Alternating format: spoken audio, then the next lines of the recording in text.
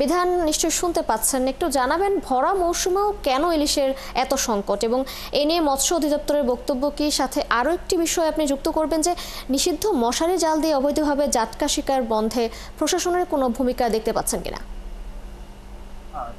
সবচেয়ে যে কথাটি আপনি জানতে চেয়েছেন, যে মৎস্য বিভাগ বলেছে যেহেতু মাছের যে প্রজননের যে চক্রটা আছে, জীবন চক্র, সেটা নেই। আমি এর আগেও বলেছি যে ইলিশ যেখানে ডিম থেকে তার উৎপন্ন হয়, তার জন্ম হয়, ঠিক সেখানেই কিন্তু সে আবার ডিম পাড়ার ক্ষেত্রে প্রজনন মৌসুমে সে ফিরে আসে।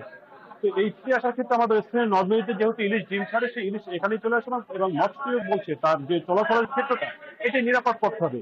এবং মশারি জাল এবং অন্যান্য নিষিদ্ধ জাল, যে বিশেষ করে মাঘ ফাল্গুন মাসে যখন যাত্রা থাকে তখন যে ধরে, এ বিষয়ে আমি ব্যবসায়ীর সাথে কথা বলবো। তিনি বলবেন আসলে কিভাবে এই নিষিদ্ধ জালটা, এই নিষিদ্ধ জালটা কেন আসলে ব্যবহার হয় এবং প্রশাসন কি করে। শিল্প জাল প্রশাসন যাতে চেষ্টা করে এটা উৎসাহ হবে।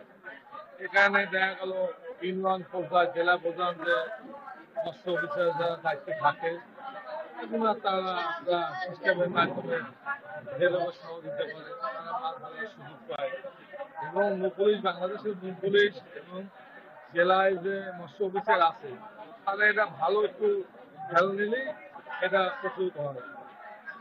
তৃষা, এই যে মৎস্য একজন ব্যবসায়ীর কথা শুনলেন, তারা বলছেন যে জেলা প্রশাসন থেকে শুরু করে অন্যরা যদি তদারকি করে ঠিকভাবে, তাহলে কিন্তু এই বিষয়টা নিয়ে কিন্তু বিধান, ধন্যবাদ আপনাকে। আপনি খবরাখবর রাখতে থাকুন, নিশ্চয়ই পরবর্তী সংযোগে আমরা আবারও যুক্ত হব। দর্শক, ভরা মৌসুমেও ইলিশের সংকটের খবরাখবর নিয়ে আমাদের সাথে যুক্ত ছিলেন সহকর্মী বিধান সরকার।